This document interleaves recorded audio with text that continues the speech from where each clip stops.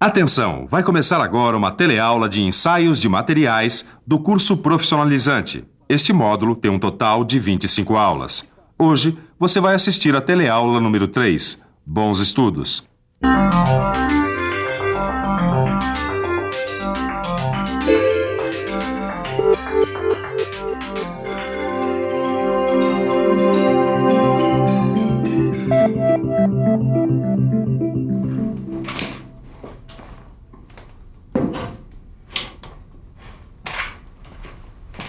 Que isso, Edgar? Brincando de estilingue? Olha só o que eu achei no fundo do armário, ó. Meu velho companheiro de infância. Ah, eu não gosto desse negócio de criança ficar acertando os coitadinhos dos passarinhos, não. Ah, Nilson, eu também acho isso um horror. Eu não acertava em passarinho, não. Eu utilizava isso aqui, ó, pra acertar em lata de óleo, que eu usava como alvo. Mas o que foi? Deu saudade da infância? Não, é que eu tava olhando pro meu estilingue e fiquei pensando aqui em ensaio de tração, viu? Claro, Ed, você tem razão, olha só. Quando eu faço tensão nesse elástico, ele se deforma todo. É. Inclusive, na teleaula de hoje, a gente vai interpretar o diagrama tensão-deformação e também vamos ver quais são as propriedades determinadas no ensaio de tração. Se você quer continuar acertando sempre na mosca, não saia daí, que a nossa teleaula já está começando.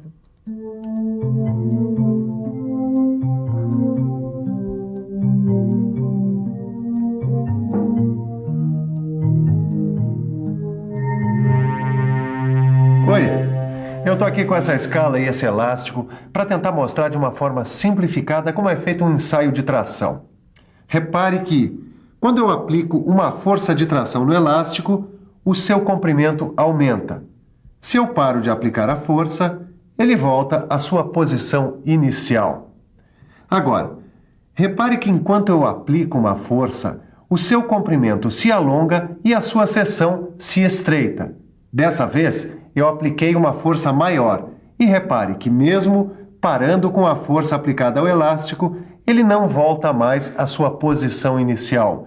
Ele fica com uma deformação residual permanente.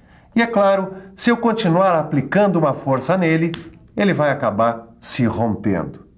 É claro que no laboratório de testes, isso é tudo muito mais complexo.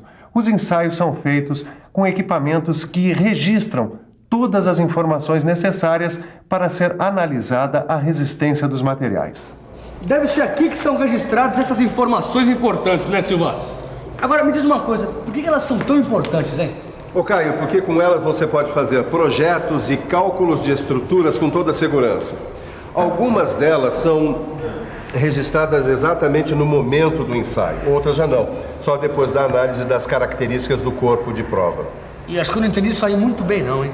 É simples. Um exemplo disso é o diagrama tensão-deformação. Quando um corpo de prova passa por um ensaio de tração, a máquina de ensaio fornece um gráfico que estabelece a relação entre a força aplicada e as deformações ocorridas durante o ensaio.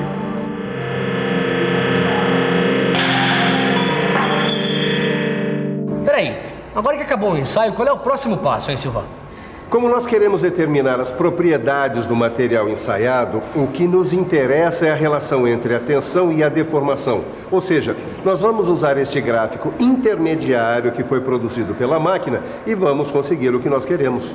Bom, eu já sei que tensão corresponde à força dividida pela área da seção sobre a qual ela é aplicada. E aplicando essa fórmula, nós conseguimos os valores de tensão. E nesse mesmo gráfico nós montamos o diagrama tensão-deformação. Edgar, esse diagrama tensão-deformação pra mim tá parecendo grego. Tem letra aqui que eu nunca vi na vida. Não, você tem razão, mas é grego mesmo, Nilson. Edgar, você tá tirando uma da minha cara. Não, é que os valores de deformação são representados no eixo das abscissas e por essa letra grega minúscula chamada epsilon. E no eixo das ordenadas? Bom, neles são indicados os valores de tensão. Ó, tá vendo essa curva? Tô sim, pra que serve? Ó, ela mostra algumas características que são comuns a diversos tipos de materiais usados na área da mecânica. Bom, mas então esse diagrama é um instrumento valioso para que a gente consiga o melhor desempenho do nosso kart. Claro que é. Ele informa muita coisa sobre os materiais usados no kart. Este diagrama nos informa, por exemplo, o limite elástico. Tá vendo esse ponto aqui, ó? no final da parte reta do gráfico, ele representa o limite elástico. Tudo bem, você deve estar aí se perguntando, mas o que é esse limite elástico?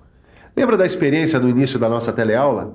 Quando a certa altura eu parei de fazer força sobre o elástico e ele voltou à sua posição inicial? Pois é, limite elástico é isso. Se o ensaio for interrompido antes desse ponto e a força de tração retirada, o corpo volta à sua forma original.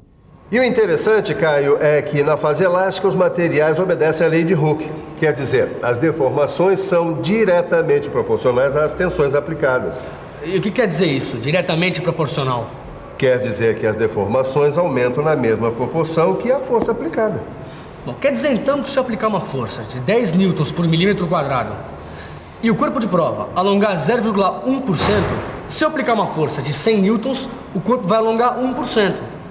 Aí tá aí. Gostei desse Hooke. Agora, como é que ele chegou nessa lei, hein? Em 1678, o cientista inglês Robert Hooke descobriu que uma mola tem sempre a deformação epsilon proporcional à tensão aplicada T. Daí ele desenvolveu a constante da mola K. Foi assim que ele chegou à sua lei de Hooke. Edgar, você já imaginou como é que seria se o Hooke não tivesse descoberto essa lei? Bom, e com o montão de molas que a gente usa no nosso kart, ia ser um Deus nos acuda para encontrar a mola correta. Bom, isso é sem calcular a constante, né? Mas ainda bem que a gente pode usar o módulo elasticidade, ó. Como é que é isso, hein, Edgar? Ó, na fase elástica, se nós dividirmos a tensão aplicada pela deformação em qualquer ponto, nós vamos encontrar um valor constante que é o módulo elasticidade. E como é que se representa matematicamente essa relação? Por essa expressão, sendo que o E é a constante deste módulo de elasticidade. Na prática, Edgar, o que isso tudo quer dizer? É que o módulo de elasticidade indica a rigidez do material. Ah, acho que eu entendi. Quanto maior o módulo, menor vai ser a deformação elástica resultante da aplicação de uma tensão e mais rígido vai ser o material.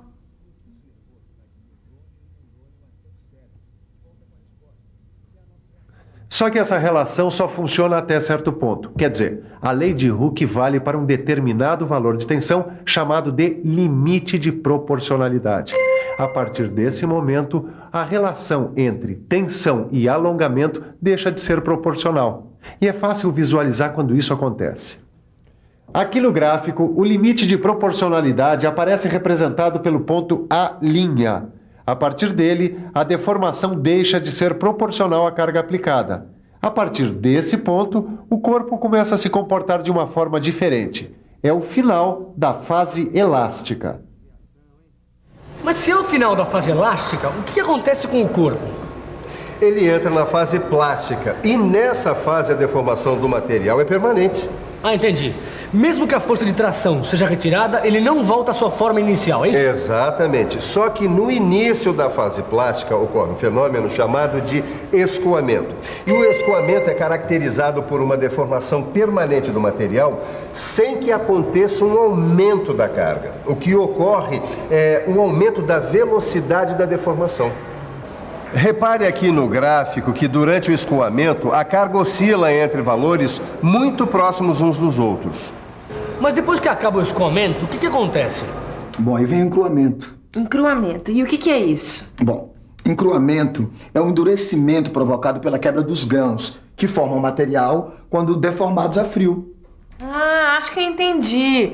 Como o material resiste cada vez mais à força de tração aplicada, é necessário que exista uma tensão cada vez maior para que ele se deforme. Exatamente. E é justamente nesse ponto, né, que a tensão recomeça a subir. Tem que atingir um determinado nível, que é chamado de limite de resistência. Ó, dá uma olhada aqui. Bom, se esse ponto máximo tem a ver com o limite, então esse ponto aqui é o limite de resistência.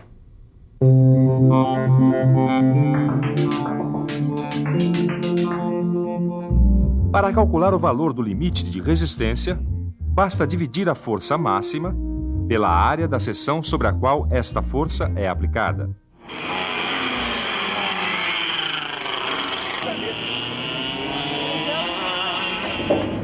Agora que a gente já conhece os limites de resistência dos materiais do kart, Ed, ninguém mais segura essa máquina.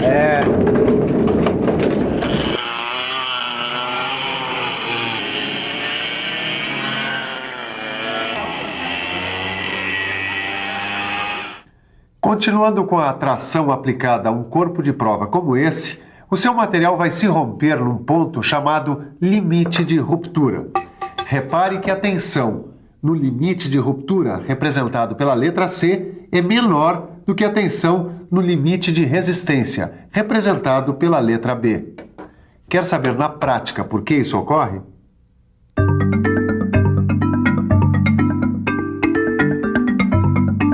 Isso acontece, Caio, por causa da diminuição da área do corpo de prova depois de atingida a carga máxima. Ficou bastante fino o ponto onde partiu, né?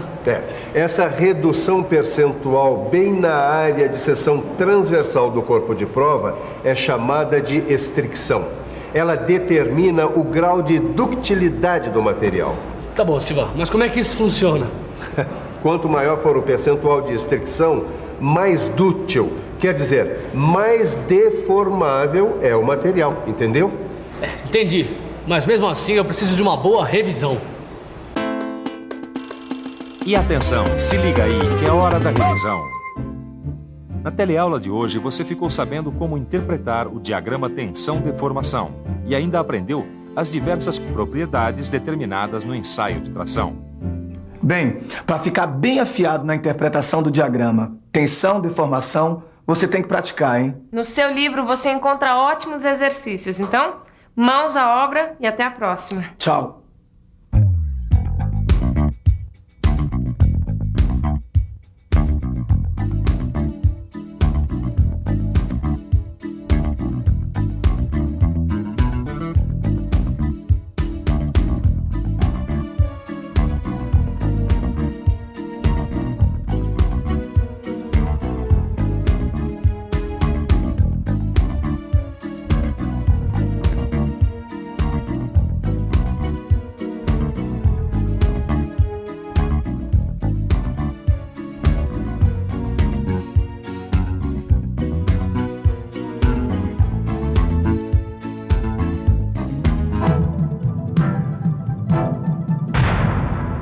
Telecurso 2000, um programa de educação do Sistema Fiesp e da Fundação Roberto Marinho.